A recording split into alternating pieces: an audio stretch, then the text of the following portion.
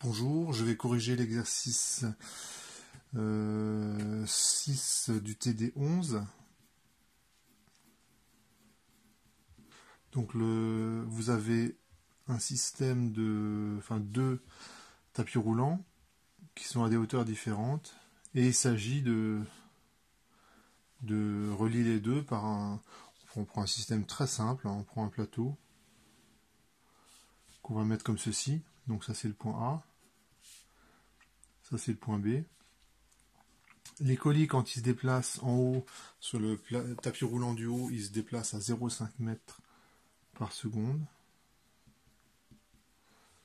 Et les colis, lorsqu'ils arrivent en bas, se déplacent plus lentement, à 0,2 mètres par seconde.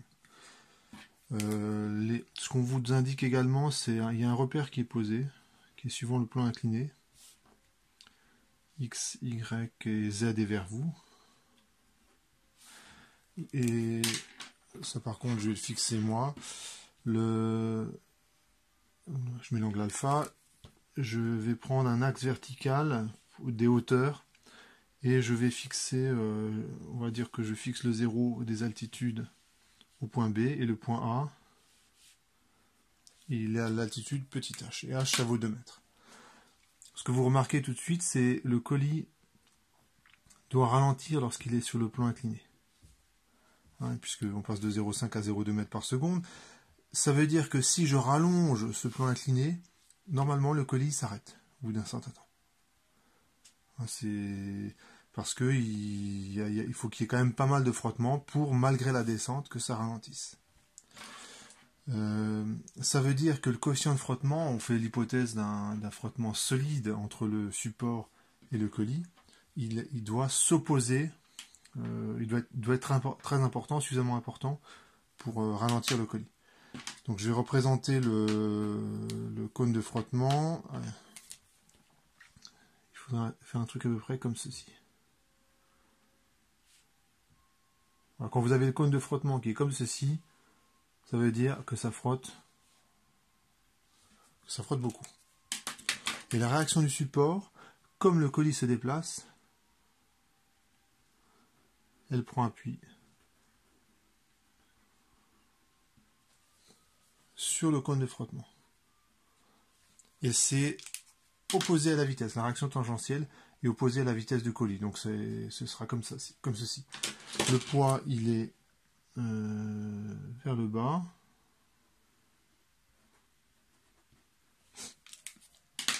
Et quand on fait la somme des deux, la réaction et le poids, normalement on obtient un vecteur force qui est suivant le plan incliné. Pourquoi cette force doit être suivant le plan incliné? Parce que si elle était vers le haut, le colis se mettrait à décoller. Si elle était vers le bas, le colis rentrerait dans le plan incliné. Le fait que le colis se déplace bien suivant le plan incliné fait que la somme des forces perpendiculairement à ce plan, ça fait 0. Donc lorsque je fais R plus P, ça fait exactement une force qui est suivant le plan incliné. Donc ça, on peut le représenter. Donc ça ferait une P plus R. Ça ferait une force à peu près comme ceci.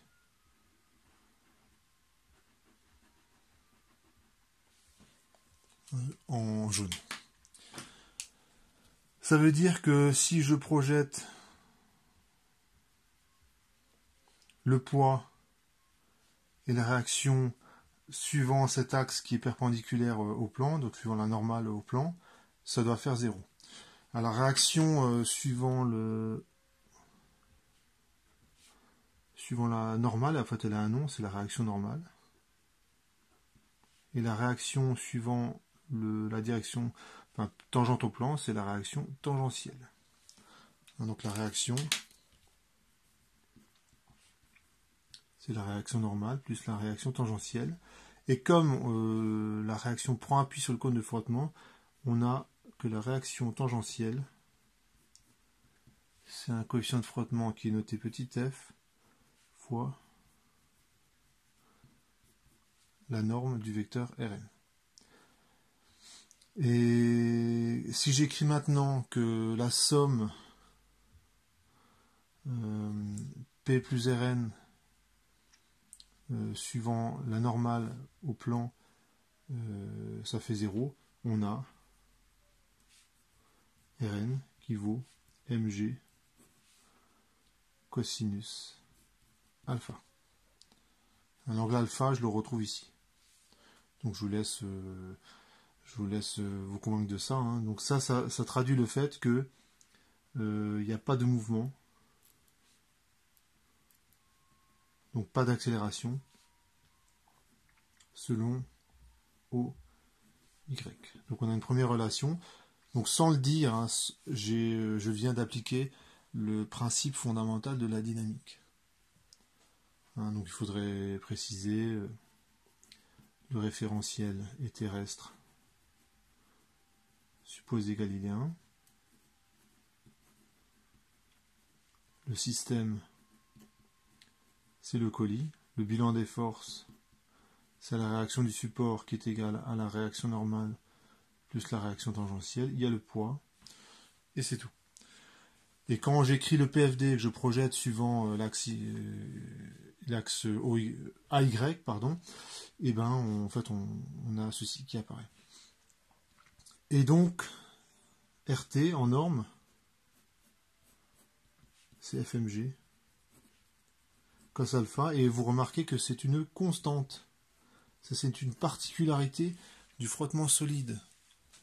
C'est un frottement qui est constant. Et je peux faire une petite parenthèse, c'est comme ça que fonctionnent les freins de voiture. Hein, vous avez un étrier qui vient pincer le disque, quand vous avez des freins à disque, le disque des roues. Et la force de frottement, elle est directement proportionnelle à la force de pincement, hein, appelons-la comme ça, sur le disque.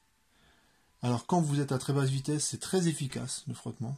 Hein, lorsque vous êtes à quelques dizaines de kilomètres heure, vous appuyez sur le frein d'une voiture, là, vous arrêtez net, c'est très efficace. Par contre, comme la force de frottement, la force de freinage est constante, comme ici, hein, et ben lorsque vous êtes à 130 km/h sur l'autoroute, et ben le freinage il est beaucoup moins efficace. Hein, et donc on vous parle, lorsque vous passez le permis, de distance de sécurité, ben c'est à cause de ça, quoi. C'est à cause de ce truc-là, c'est que le frottement solide, c'est une constante. Et donc, que vous soyez à basse ou grande vitesse, la qualité du freinage est exactement la même. Donc, voilà, je ferme la parenthèse. Je vais simplement écrire maintenant que l'énergie mécanique, sa variation, c'est le travail, ici, de RT. Il n'y a que RT qui s'oppose au mouvement. Et donc, je vais simplement écrire ça. Alors, avant de l'écrire, je vais détailler ce que vaut l'énergie mécanique en B, ce que vaut l'énergie mécanique en A. Et une fois que je l'ai fait, je dirai que l'énergie mécanique en B moins l'énergie mécanique en A, c'est le travail de RT. Alors, comme c'est une constante, ben, ça va être facile. Hein. Quand vous avez une force constante, c'est la force fois la distance. Donc c'est FMG cos alpha fois B. Force, distance parcourue. Et comme c'est une force de frottement, je mets un signe moins. Alors évidemment, la façon dont je présente le calcul est pas parfaitement rigoureuse. Hein. Il faudrait le faire, pour le faire rigoureusement, il faudrait écrire que le travail de A à B, c'est l'intégrale de F scalaire D de R, où F ce serait R en fait, plus précisément RT, puisque Rn ne va jouer aucun rôle.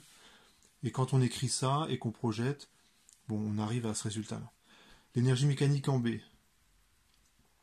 Donc ici, volontairement, je le fais assez rapidement et je ne m'encombre pas de détails calculatoires pour que ce soit plus compréhensible, l'exercice.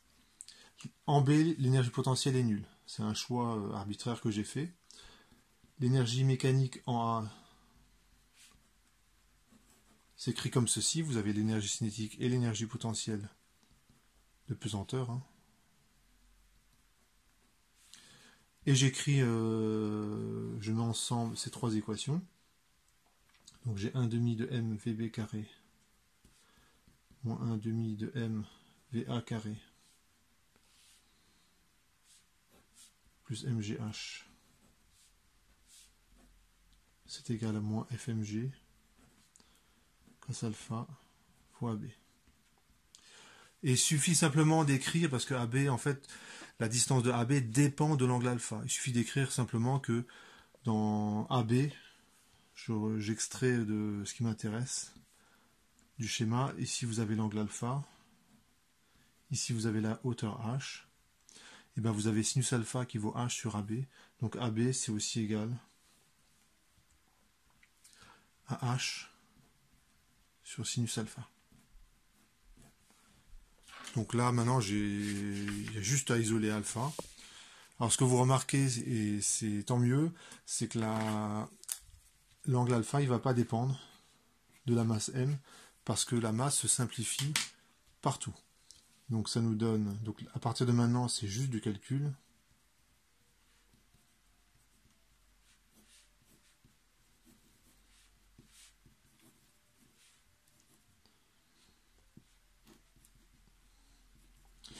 Vous avez ceci.